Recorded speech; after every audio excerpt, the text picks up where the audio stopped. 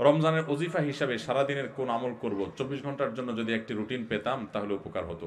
রমজানে ওজিফা হিসাবে সারাদিনের জন্য কোন আমল করবেন? সারাদিনের জন্য একটা জিনিস সবচেয়ে গুরুত্বের সাথে করবেন, যে কোনো গুনাহ করবেন না, কোনো পাপ করবেন না, মুখ দিয়া না, চোখ দিয়া না, হাত দিয়া না, কোনো অন্যায় করবেন না, কোনো মানুষের অধিকার নষ্ট করবেন না, কাউ ক্ষতি করবেন না।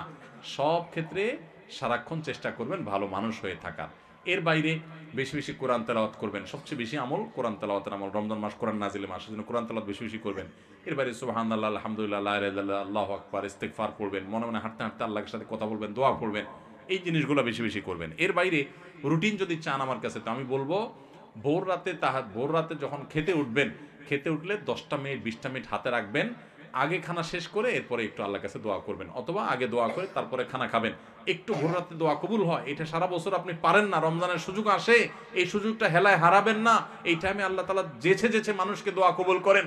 আমি এর আগে বিভিন্ন জায়গায় বলেছি, বাংলাদেশের একটা প্রসিদ্ধ এবং প্রথম সারির একটা বিজনেস প্রতিষ্ঠানের এক ভাই, তিনি আমাকে তার অফিসে দেখা হওয়ার পর কিছুদিন আগে, আজকেও তাদের অফিসে আমি গিয়েছি একটা কাজে, তো আমাকে দেখা হওয়ার পর বলছে, ভাই একটু আসেন। ওনার অফিসে উনি বসালেন, চা খাওয়ালেন, এরপরে বললেন যে ভাই আপনার একটা আলোচনা থেকে আমার জীবন পরিবর্তন হয়ে গেছে। আমি বললাম কি? আমি বলছি কোনো ভালো কাজ শুরু করছে? উনি বলেন না ভাই, কাহিনী ভিন্ন। কাহিনী হলো, আমার এমন এক রোগ হয়েছে, এই রোগের জন্য দেশের সকল ট্রিটমেন্ট তো আমি নিলামই, দেশের বাইরেও বহু ট্রিটমেন্ট করেছি, কিন্তু কোনোভাবে আমার রোগ ভালো হয় নাই এবং আমার ট্রিটমেন্ট হয় নাই। আমি জীবনের আশা ছেড়ে দিছি। এরকম ভয়াবহ পরিস্থিতিতে আমার কোম্পানির থেকে চাকরিও নাই, কারণ আমি কাজ করতে পারি না, অসুস্থ। তো আমি গ্রামে চলে গেছি মরার অপেক্ষা, যে এখন আর বাঁচার কোনো সুযোগ নেই। ডাক্তার বলছে যে শেষ যে কদিন চা খাইতে চান খান, আর কোনো ট্রিটমেন্ট নেই। বলেন যে আমি গ্রামে চলে গেছি, আশা ছেড়ে দিছি, অনেক কষ্ট যন্ত্রণা রোগের কারণে, মারা যাব এরকম একটা অবস্থা।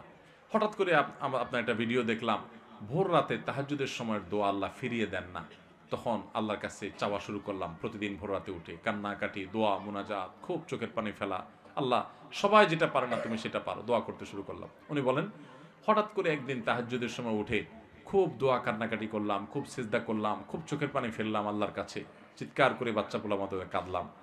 বলেন যে হুজুর বিশ্বাস করবেন, ওই দিন তাহাজ্জুদ পড়ে শেষ করার পর থেকে আমার শরীর থেকে সমস্ত রোগ উধাও হয়ে চলে গেছে। আজকেও তার সাথে দেখা করে আসছি আমি, ইন্টারেস্টিং বিষয়। আজকেও ওই লোকের সাথে আমি দেখা করে আসছি, একটা কাজে গেছিলাম তার অফিসে। আজকেও ওই ভাইটা আমাকে বললেন যে ভাই, এরপর আমি শুধু সুস্থ হয়েছি তা না, আমি আমার কোম্পানিতে আবার ফিরে আসছি। আগে যে ডিউটি ছিল আমার প্রমোশন হয়ে ডিউটি আমার আরো বাড়ছে, এবং আমার কোম্পানির চেয়ারম্যান সহ সবাই আমাকে আরো বেশি আস্থা রাখে। ওনার সামনে থাকা পিয়ন অন্যান্য লোকদেরকে আমার সামনে ডেকে বলতেছে, এই তোমরা বলো, আমি আগে যে বদমেজাজি দেখাইতাম, আছাড় পিছাড় করতাম, রাগ জাহির করতাম, আমার এগুলো আছে এখন? বলে না স্যার, এগুলো কিচ্ছু নাই এখন আর। শুধু সুস্থ হয়েছে না, আজীবন আমূল পরিবর্তন হয়ে গেছে। ভাইরা আমার, এই ভোর রাতের দোয়া বড় গুরুত্বপূর্ণ। রমজানে কিন্তু সেই সুযোগটা আসে, এই জন্য সাহারি করতে উঠলে একটু দোয়া করবেন, ঠিক আছে তো ইনশাআল্লাহ। এরপরে ফজর নামাজ পড়ে পারলে একটু তেলাওয়াত করে এশাক পড়ে তারপরে দরকার হলে ঘুমাবেন, আর দরকার না হলে নাই। এবং ডিউটিতে যখন যাবেন, ডিউটিতে কোনো ফাঁকি দিবেন না, পথে কারোর ক্ষতি করবেন না, কাউকে খারাপ কথা বলবেন না, আজে বাজে জিনিস মোবাইলে দেখবেন না, হারাম থেকে বেঁচে থাকবেন। জোহরের ওয়াক্ত হলে টাইম মতো নামাজ পড়বেন, আবার আসর ওয়াক্ত হলে টাইম মতো নামাজ পড়বেন। বাসায় এসে স্ত্রীর সাথে ইফতার বানানোতে সাহায্য করবেন, শুধু মুসে তাও দিয়ে বসে থাকবেন না যে আনবে আর বসে বসে খাবো। একটু কাজ কাম করবেন। নবী সাল্লাল্লাহু আলাইহি ওয়াসাল্লাম মেয়েদের কাজে সহযোগিতা করতেন। এরপরে আগেভাগে ইফতার আগে একটু দোয়া করবেন। ইফতারের পরে সকাল সন্ধ্যার দোয়া দুরুদ ইত্যাদি পড়ে তারাবিতে চলে যাবেন। তারাবিতে সুন্দর করে মনোযোগ দিয়ে কোরআন তেলাওয়াত শুনবেন। তারাবিতে কি পড়েন, হাবেজ সাহেব কি পড়েন, সেটা তো আপনি শুনেন, বুঝেন না। এই জন্য একটা বই আমি লিখেছি এবছর, নতুন আমাদের বের হয়েছে, তারাবির সালাতে কোরআনের বার্তা। একটু দেখে নিতে পারেন যাওয়ার আগ দিয়া, যে আজকের তারাবিতে হাবেজ সাহেবরা যে পারা পড়বেন সে পারাতে আল্লাহ কি বলছেন। 3-4 পৃষ্ঠা এখানে দেওয়া আছে, দেখে নিলে আপনার তারাবিতে আপনি আলাদা একটা তৃপ্তি পাবেন। এরপর তারাবি পড়ে এসে যত দ্রুততার সাথে সম্ভব শুয়ে পড়েন, কারণ ভোর রাতে আপনাকে উঠতে হবে। এভাবে আপনি পুরো রমজান মাস গুনাহমুক্ত থাকার চেষ্টা করেন, হারাম মুক্ত থাকার চেষ্টা করেন। অন্য আমল করতে পারেন আর না পারেন, এটা হবে সবচেয়ে বড় সার্থকতা ইনশাআল্লাহ। রমজানে খাদ্যদ্রব্যের মূল্যের ঊর্ধ্বগতি রোধে একটা পরামর্শ দিতে চাই। লিখলে বড় হবে, তাই সাক্ষাতে 5 মিনিট কথা বলতে চাই, যে কোনো জায়গায় আপনার সুবিধা মতো। ভাই, দ্রব্যমূল্য নিয়ন্ত্রণ করার জন্য আমাকে বুদ্ধি না দিয়া বাণিজ্য মন্ত্রণালয়ের লোকজনকে বুদ্ধি দেন। আমার হাতে তো ক্ষমতা নেই, আপনার বুদ্ধি আমি কাজে লাগাইতে পারবো না। তো কোন বুদ্ধি দিলে সব 2 নম্বর ব্যবসা সাইজ করা যাবে, এটা তাদেরকে বুদ্ধি দেন। ভাইরা আমার, আমার কাছে অবাক লাগে যখন দেখি টেলিভিশনে অথবা কোনো ভিডিওতে কোনো পত্রিকাতে নিউজ হয়, এই সুন্দর লম্বা দাড়ি, মাথায় একটা সুন্দর টুপিও আছে, আবার দাড়িগুলোতে মাশাআল্লাহ মেহেদি কালারও করা আছে, কিন্তু উনি ধরা খাইছেন কিসে? ব্যবসায় ভেজাল করছেন। আছে না নাই? আহা, এই দাড়ির নাম ইসলাম? ইসলাম আপনি ভুল শিখছেন। আপনার ইসলাম আপনার দোকানদারিতে জাহির হবে। আরব দেশগুলোতে, আফ্রিকার দেশগুলোতে রমজান আসলে বিভিন্ন আইটেমে মানুষ ছাড় দিয়ে দেয়, অফার দিয়ে দেয়, কম দামে দিয়ে দেয় যাতে মানুষ সোজা রাখতে পারে। আর আমাদের দেশে 5 ওয়াক্ত নামাজ পড়ে, লম্বা দাড়িও আছে, মাথায় টুপিও আছে, মাশাআল্লাহ, আবার ওমরা হজ করেও আসছে, আবার দাড়িতে মেহেদিও দিছে, মাথায় একটা টুপিও আছে, মাশাআল্লাহ, লম্বা সম্বা। উনি ধরা খাইছে কি জন্য? দেখা গেছে যে উনি সয়াবিন তেল, চিনি, খেজুর, ছোলা এগুলা সব বাড়িতে নিয়ে খাটের তলে ভরে দিচ্ছে। কেন?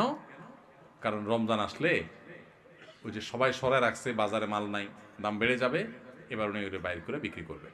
এরকম 2 নম্বর ব্যবসায়ী আছে না নাই? আছে। আমরা ইসলাম বুঝি নাই ভাই। আপনি 5 ওয়াক্ত নামাজ পড়েন, অতিরিক্ত টুপি মাথার না দিলেও চলবে, আপনি পাঞ্জাবি না পড়লেও চলবে, আপনি অতিরিক্ত তাসবিহ তাহলিল না করলেও চলবে, কিন্তু আপনি হক হালালে চলেন। মানুষের হক নষ্ট করিয়েন না। মানুষের হক নষ্ট করবেন আর এদিকে সুবহানাল্লাহ আলহামদুলিল্লাহ পড়বেন, আপনার সুবহানাল্লাহ আলহামদুলিল্লাহ দেখে শয়তানও হাসবে।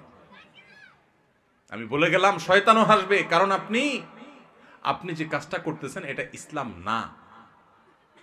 আপনি যেটা করতেছেন এটা ভুল। আপনি নফল কাজ করার চাইতে আপনার জন্য বেশি গুরুত্বপূর্ণ হলো আপনি কোনো মানুষের অধিকার নষ্ট করবেন। আপনি দোকানদারি করেন, আপনি চাকরি করেন, ব্যবসা করেন, যাই করেন, 2 নাম্বারই করবেন। আল্লাহকে ভয় করতে হবে। কত বড় অপরাধী হলে রমজান মাস আসছে, ইবাদতের মাস আসছে, আল্লাহর বান্দারা ইবাদত বন্দেগী করবে, আপনি মাল মজুত করে ক্রাইসিস সৃষ্টি করে অধিক মুনাফা করার ধান্দা করতেছেন। রোজাদারদের রোজা রাখতে বাধা দিচ্ছেন, একরকম ইবাদতে প্রতিবন্ধকতা সৃষ্টি করতেছেন। আপনার চাইতে বড় জালিম আল্লাহর জমিনে কে আছে? এই অবৈধ টাকা, এই হারাম টাকা, এই গুনাহের টাকা, এই 2 নম্বরই টাকা, মানুষের রক্ত শোষণ করে যে টাকা আপনি কামাও করবেন, এই রক্ত চোষা টাকা এটা বহুত হসপিটালে বিল দিয়ে আসবেন, আর রোগের কষ্টটা ফাও। বুঝেন নাই কথা? 2 নম্বরই টাকা কামাই করবেন, এটা যেভাবে কামাই করবেন ওইভাবে চলে যাবে, আর ফাও রোগের কষ্ট ভোগ করবেন। এখানে যদি শেষ হয়ে যেত তাহলে তো হইতো। এটাই শেষ না, এটা শুরু। আসলটা কিয়ামতের ময়দানে পড়ে থাকছে। এই জন্য আল্লাহর ভয়ে সমস্ত হারাম ছাড়বো তো ইনশাআল্লাহ। আল্লাহ আমাদের তৌফিক